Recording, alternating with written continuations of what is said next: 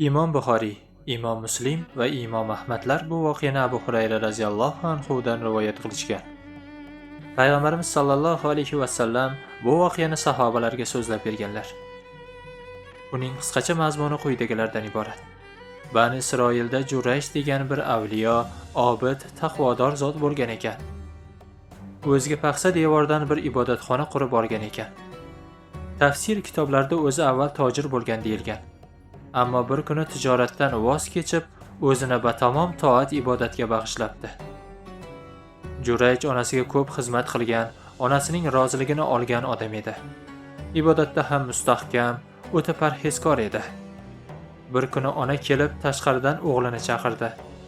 O'g'il ibodatxonaning ichida nafl namoz o'qiyotgan edi. Onasining ovozini eshitib, "Ya Rabbim, qay biri muhim, onammi, namozimmi?" deb o'yladi. Ammo namozini muhimroq sanab, onasiga javob bermay, namozini o'qiyverdi. Ona har safar chaqirganda 3 marta chaqirar, so'ng qaytib ketaverardi. Ona 3 kun davomida 3 marta keldi. 3 marta kelganida ham Juraysh namoz o'qiyotgan vaqtga to'g'ri keldi. Juraysh har safar, "Ey Rabbim, onammi, namozimmi?" der va namozda davom etaverardi.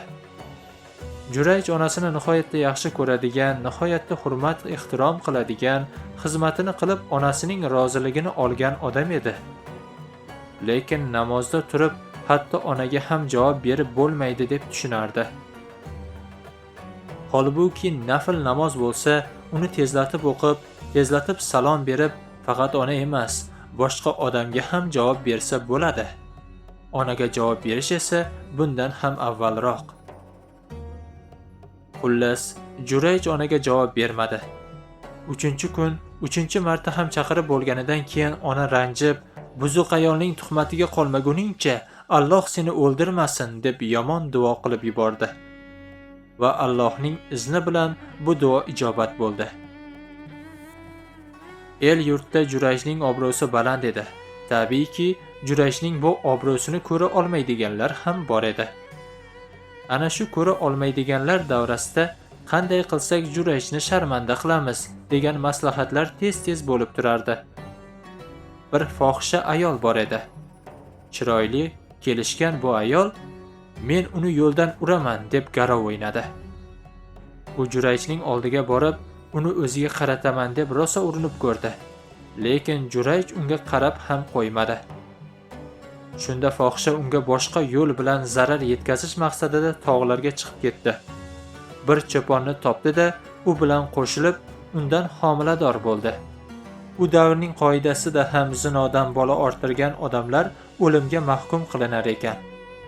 Odamlar bu bolaning otasi kim deyishganda, fohisha Jurayj dedi. Odamlar g'azab otiga minib, hech narsani surishtirmasdan Jurayshning ibodatxonasini vayron qilishdi. O'zini esa urib so'kib haqoratlashib, "Biz seni halol, ibodatli odam deb yursak, seni haromxo'r ekansan" deb uni o'ldirishga shaylanishdi. Shunda Jurayj 2 rakat namoz o'qidi. Barchamizga ma'lumki, payg'ambarimiz sallallohu alayhi va sallam ham bir mushkul vaziyatga tushganlarida namoz o'qir edilar. Bu narsa barcha musulmonlarga, butun ummatga sunnatdir. Alloh asrasin, boshimizga biror mushkul ish tushsa, namoz o'qishimiz kerak. Yordam so'rab, Allohga yuzlanishimiz kerak. Jurayj namozini o'qib bo'lgach, "Menga bolani ko'rsatinglar" dedi. Bola beshikda yotar edi. Jurayj bordi-da, bolaning qorniga barmog'i bilan niqtab, "Ey bola, sening otang kim?" dedi. Shu payt mo'jiza yuz berib, beshikdagi bola tilga kirdi-da, aniq qilib, "Otam falonchi cho'pon" deb javob berdi.